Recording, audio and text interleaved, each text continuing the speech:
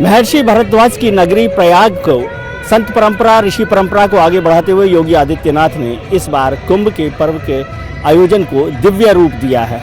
इसमें जो उत्तर प्रदेश सरकार है वो बहुत महत्वपूर्ण भूमिका निभा रही है और उत्तर प्रदेश सरकार के एक महत्वपूर्ण मंत्री पंडित श्रीकांत शर्मा इस वक्त हमारे साथ है। श्रीकांत जी, एक तो बहुत बधाई आपको कि कुंभ का आयोजन बड़ा दिव्य तरीके से भव्य तरीके से किया है, लेकिन अभी इम्तिहान शुरू होना है।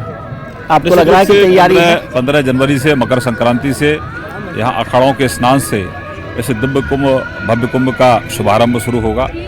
पूरा विश्व डिजिटल मीडिया के माध्यम से उन शाही स्नानों का दर्शन कर पाएंगे अपने घरों पर। हमारे मुख्यमंत्री जी, हमारे प्रधानमंत्री जी लगातार इस पूरे मेला क्षेत्र की मॉनिटरिंग कर रहे हैं और लगभग 4000 हेक्टेयर में ये हमने अस्थायी नगर बनाया है। यहाँ 4200 करोड़ का इसका बजट है। बिजली के क्षेत्र में ही 300 करोड़ यहाँ इंफ्रा पर खर्च किए गए हैं। पूरे क्षेत्र में 2,80,000 लोगों को मुफ्त में कनेक्शन दिया गया है। करीब 1200 किलोमीटर की हमने यहाँ लाइनें बिछाई हैं। 64 हमने यहाँ उपकेंद्र स्थापित किए हैं।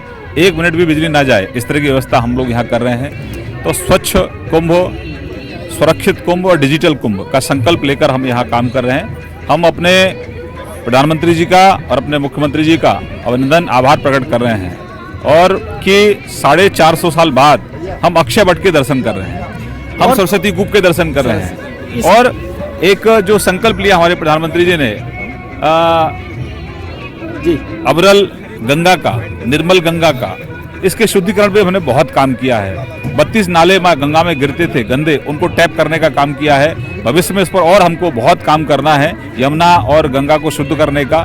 तो हमारा प्रयास लगातार सकारात्मक सोच के साथ हम आगे बढ़ रहे हैं और ये हमारी संस्कृति से जुड़ा है, हमारी आस्था से जुड़ा है। इसलिए आप लगातार यहाँ देख रहे हैं, हम लगातार हमारी सरकार इस आपने गंगा और यमुना दोनों का नाम लिया। गंगा और यमुना प्रयाग में तो है ही, आपका भी संबंध बहुत है गंगा और यमुना दोनों से ही। तो आपको लग रहा है कि जो केवल प्रयाग में ही ये आयोजन भव्य होगा गंगा यमुना के अविरल होने का, या पूरे उत्तर प्रदेश में? सभी नदियों को स्वच्छ करने का संकल्प हमने लिया है और उसमें हम बहुत सफल भी हो रहे हैं। और जो अभियान हमारे प्रधानमंत्री जी ने शुरू किया है, अगर पूर्व में भी प्रदेश की सरकार उस पर जागरूक होती, लेकिन हमारी आस्था इसलिए हम जागरूक हुए हैं। हमारी योगी जी की सरकार आने के बाद और तेज गति से हमने काम किया है। भविष्य में इस पर और भी हम काम करेंगे। लोगों को एक डर रहता है सुरक्षा व्यवस्था को लेकर, जो देश से दुनिया से जो लोग आते हैं, क्या आप ये भरोसा दिलाएंगे कि जो प्रयाग में जो लोग आ रहे हैं वो सुरक्षित, सेफ एंड सिक्योरिटी? हमारा प्रयास है, एक हमने इंटीग्रेटेड सिस्टम यहाँ डेवलप किया है जिससे हम क्राउड मैनेजमेंट को भी सफलतापूर्वक अंजाम दे पाएंगे।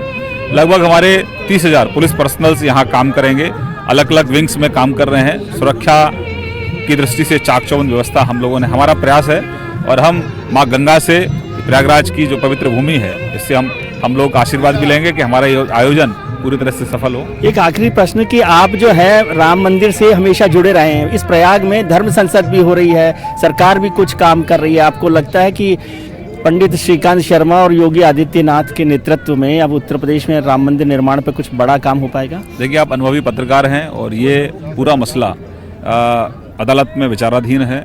इलाहाबाद हाई कोर्ट का फैसला आ चुका है, उसमें तमाम साक्ष्य इस बात के मिले हैं कि जहां रामलला विराजमान है वहीं पर मंदिर था।